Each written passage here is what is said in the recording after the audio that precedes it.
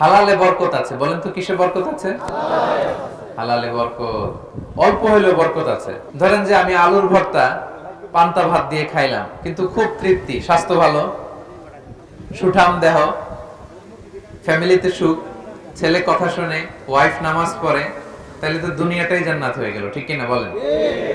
আর ধরেন আপনি পোলাও, কুরমা, বিরিয়ানি এগুলো খাইলেন, ডানে বায়ে ইচ্ছা মতো কামাই করলেন, কিন্তু এমন রোগ আল্লাহ দিছে একটা হসপিটালের বিল পরিশোধ করতে 10 লাখ নাই, এরকম আছে না? নেই? একটা হসপিটালের বিল দিতে যে 10 লাখ টাকা নাই। তার মানে হালালে বরকত, প্রিয় ভাইয়েরা আমার, সুঙ্গাইবুলের ভাইয়েরা। এজন্য হালালের সাথে থাকবেন। সাময়িক ওই লটারি পেয়ে আমি অনেক টাকা পেলাম, ওই জুয়া খেলে আমি অনেক টাকা পেলাম, জুয়া খেলে তো মানুষ আসলে নিঃস্ব হয়, কিন্তু সাময়িক কিছু টাকা পয়সা পেয়ে আপনি এটার সাথে জড়াবেন না।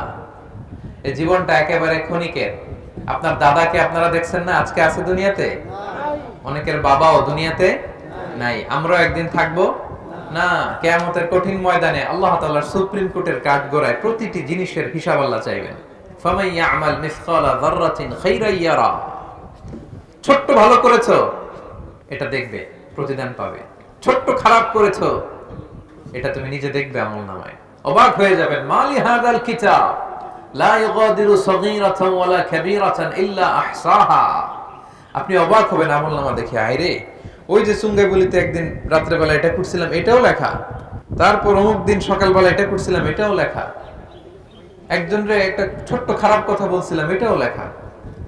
এক মুরব্বীরে সিট ছেড়ে বসতে দিছিলাম, এটাও লেখা।